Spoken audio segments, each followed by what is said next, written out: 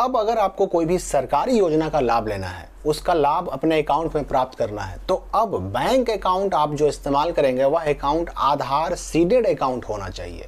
यानी कि आपके अकाउंट में आधार सीडिंग करवाया हुआ हो, ऐसा नियम आ चुका है। मतलब कि अगर आप नॉर्मली सिर्फ खाता नंबर डाल देंगे और सोचेंगे कि हमारा पैसा आ जाए, तो अब आपका पैसा आने वाला नहीं है। चाहे वो लाभ आपका इंदिरा आवास योजना का हो, प्रधानमंत्री आवास योजना का हो, चाहे वो लाभ आपका पेंशन योजना का हो, चाहे स्कॉलरशिप जो छात्रों को मिलता है अलग अलग प्रकार का उसका योजना हो, या फिर मान लेते हैं कि राशन कार्ड का हो, सब्सिडी का पैसा हो, कोई भी पैसा अकाउंट में लाने के लिए अब वो अकाउंट आधार सीडेड अकाउंट होना जरूरी है। यानी कि उस अकाउंट से आधार सीडिंग किया हुआ हो तभी उसमें पैसा आएगा, सरकारी लाभ तभी आपको मिल पाएगा। तो यहां पर यह सवाल उठता है कि फिर ये आधार सीडिंग क्या है।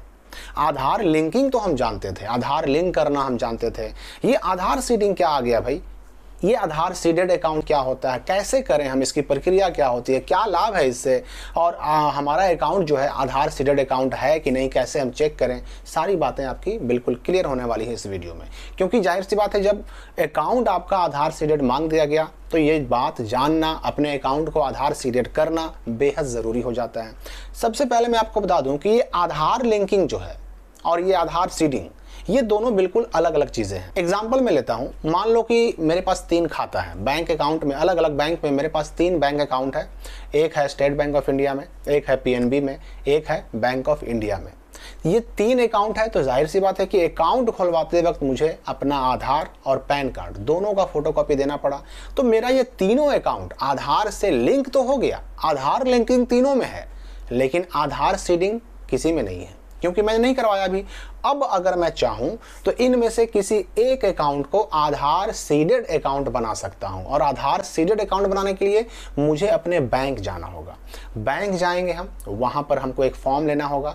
फॉर्म आप ऑनलाइन भी डाउनलोड कर सकते हैं और डाउनलोड लिंक इसी वीडियो के डिस्क्रिप्शन में दिया हुआ है। तो ये फॉर्म हमें ले जाना होगा अपने बैंक में। चलो मान लेते हैं कि मेरे पास एसबीआई का, पीएनबी का और बैंक ऑफ इंडिया का अकाउंट है। हमको अपना एसबीआई वाला अकाउंट जो है आधार सीडेड करना है। याद रखिएगा, मैंने कहा कि आधार लिंकिंग जो है वो मैं अपने तीनों अकाउंट में करवा सकता हूं, बल्कि किया हुआ है, लेकिन आधार सीडिंग केवल एक वक्त में, एक टाइम में, एक ही अकाउंट में होगा।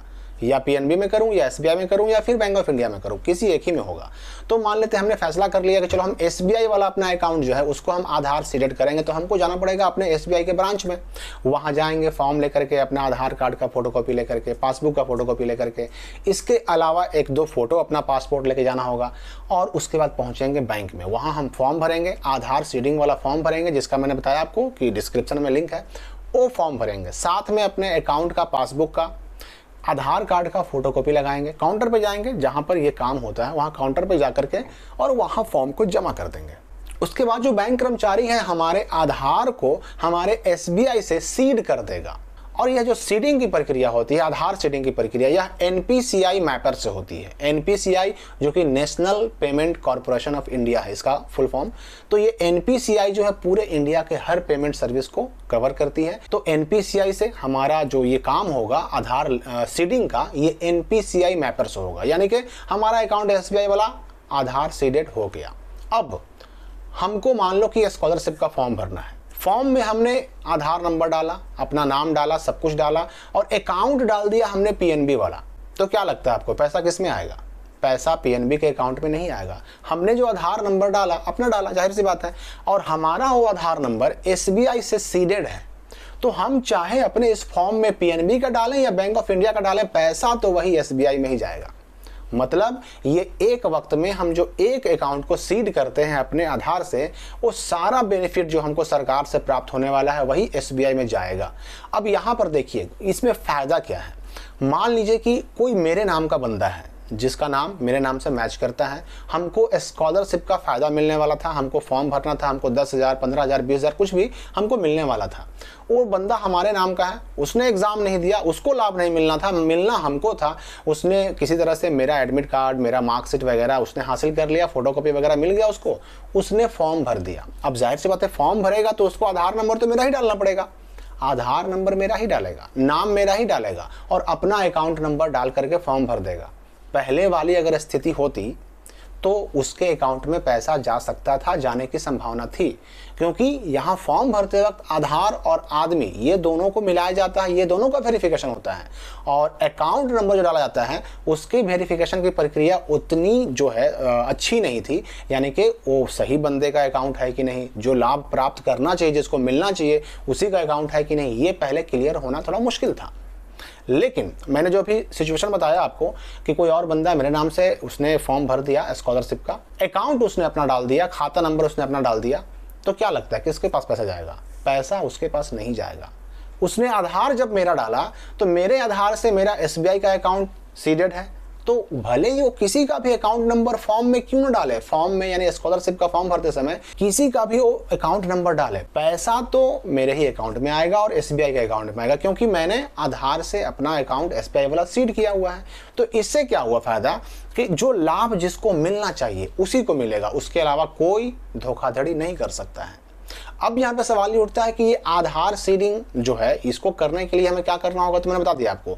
आधार सीडेड मेरा अकाउंट पहले से है कि नहीं, कैसे चेक करेंगे हम, तो उसका भी लिंक डिस्क्रिप्शन में दिया गया है, और आपको क्या करना होगा कि उस लिंक पर जाना होगा और आपको अपना आधार नंबर डालना होगा। आपके आधार पर OTP आएगा, वेरीफाई करेंगे तो बता देगा स्टेटस कि हाँ भाई आपका आधार सीडेड अकाउंट है या नहीं है। अगर है तो कुछ नहीं करना है, और अगर नहीं है तो अपने बैंक में जा करके वही प्रोसेस अपना करके आपको अपना बैंक अकाउंट आधार सीडेड करवा लेना है। अच्छा, यहाँ पर मैं बता दूं कि आपको ये आधार सीडेड ऑनलाइन चेक करने के लिए आधार के साथ मोबाइल नंबर लिंक होना जरूरी है। लिंक रहेगा तभी आप चेक कर पाएंगे। अगर ये मोबाइल नंबर आधार में जुड़ा हुआ नहीं है तो आप चेक नहीं कर पाएंगे। आपको आधार इनरोलमेंट सेंटर या फिर अपने बैंक में जाना होगा चेक करवाने के लिए। तो अगर आपको सरकारी योजनाओं का, स्कॉलरशिप का या फिर अन्य किसी भी प्रकार का लाभ सरकारी प्राप्त करना है तो आप जितनी जल्दी हो सके अपने बैंक में जाकर के अपना अकाउंट आधार सीडेड करवा लें।